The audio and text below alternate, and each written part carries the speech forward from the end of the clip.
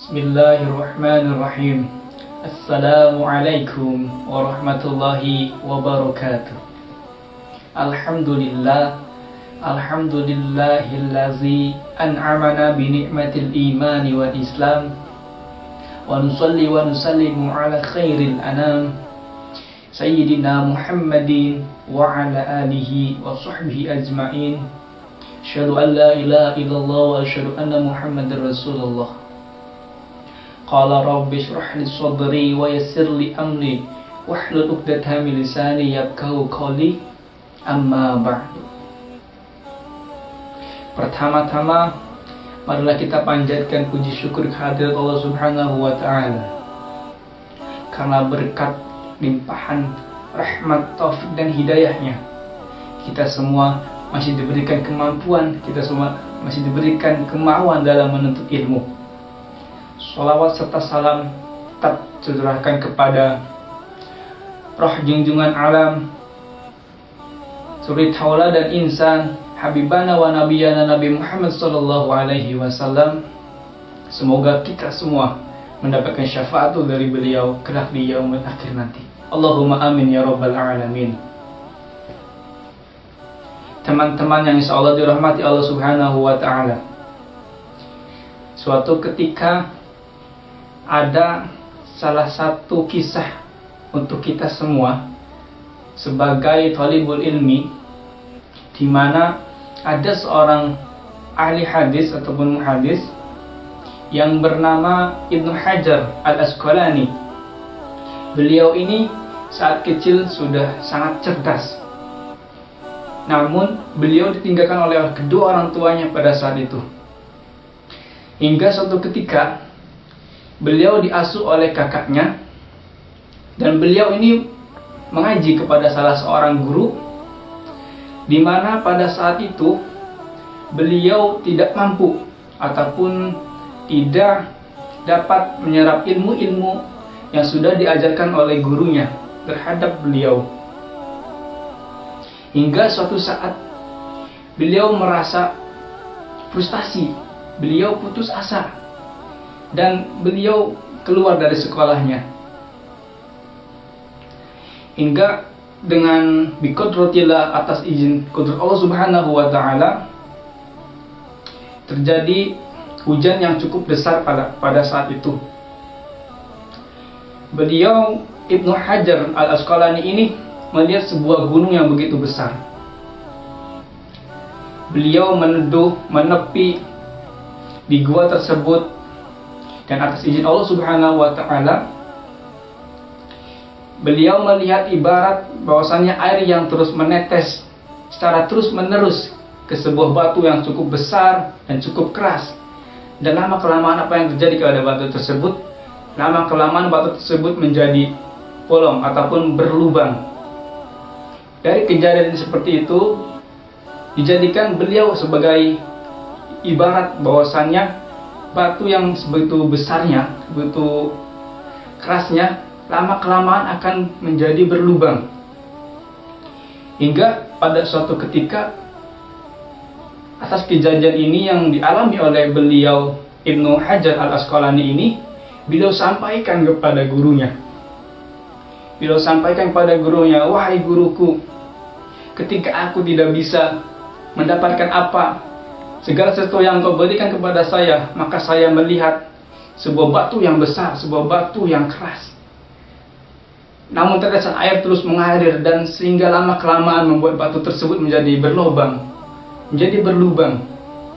Dan akhirnya atas izin Allah Subhanahu wa taala, beliau mendapatkan arahan dari seorang guru, dan beliau pun mumpuni dalam berbagai ilmu, bahkan bukan hanya ilmu hadis, beliau menguasai ilmu fikih dan lughat dan ilmu-ilmu lainnya. Shallu ala Nabi Muhammad.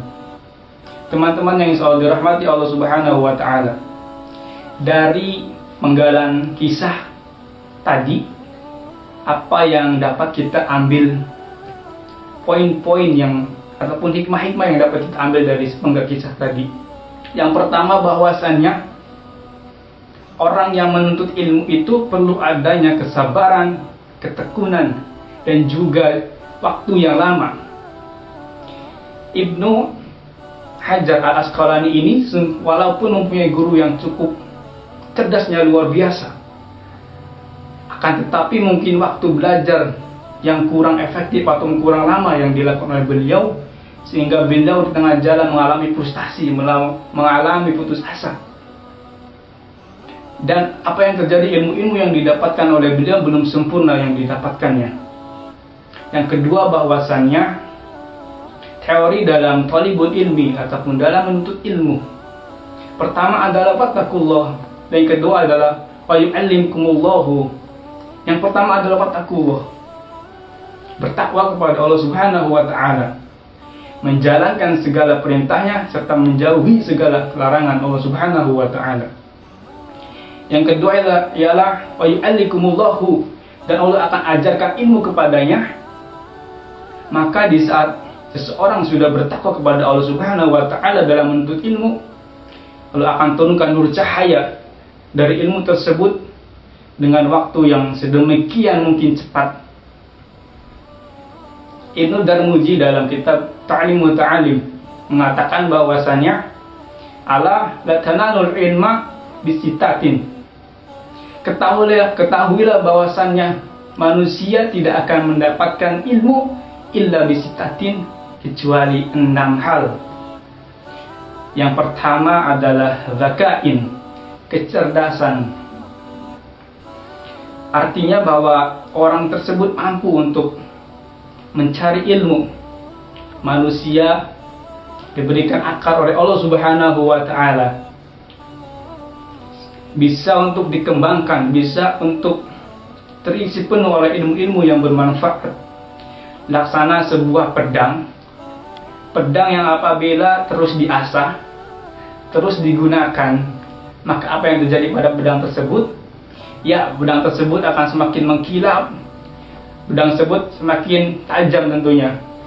Dan sebaliknya, apabila pedang tersebut tidak digunakan, tidak diasah sama sekali, apa yang terjadi? Ya, pedang tersebut pastinya berkarat, tidak bisa digunakan, tidak tajam lagi.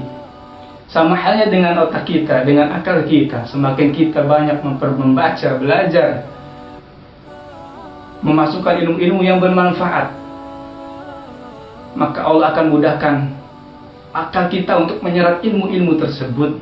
Dan sebaliknya, apabila akal kita tidak pernah digunakan, tidak pernah belajar, ilmu-ilmu yang bermanfaat tidak akan datang pada diri kita sendiri. Yang kedua ialah hirsin, semangat. Artinya bahwasannya orang yang menuntut ilmu itu harus bersemangat, bersungguh-sungguh dengan bukti ketekunan dalam hal belajar tersebut.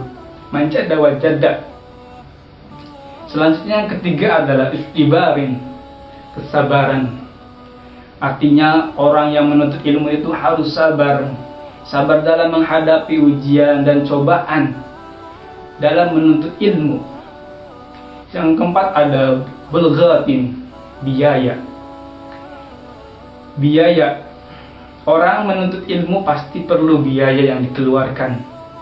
Harus rela mengorbankan biaya-biaya tersebut demi kelancaran menuntut ilmunya. Yang kelima ialah irsyadi ustadin, petunjuk ustad, petunjuk guru. Artinya bahwasanya orang yang menuntut ilmu itu harus digurukan. Tidak boleh belajar sendiri, apalagi dalam hal belajar agama. Yang terakhir ialah waktu zamani, membutuhkan waktu yang lama tentunya. Tidak ada ilmu yang instan. Semuanya butuh proses, dan proses itu memerlukan waktu yang panjang, yang lama. Alhamdulillahirrabbilalamin. Teman-teman yang insyaallah dirahmati Allah Subhanahu wa taala, semoga kita semua sudah menerapkan syarat-syarat tersebut dalam kita sebagai pelajar ataupun mahasiswa dalam menuntut ilmu. Semoga Allah Subhanahu wa taala memudahkan kita semua. Allahumma amin ya rabbal alamin. Sekian dari saya, kurang lebihnya mohon maaf apabila ada tutur kata maupun perkataan yang kurang berkenan, mohon dimaafkan. Wallahul muwaffiq ila aqwamit thoriq. wal 'afwu minkum. Wassalamualaikum warahmatullahi wabarakatuh.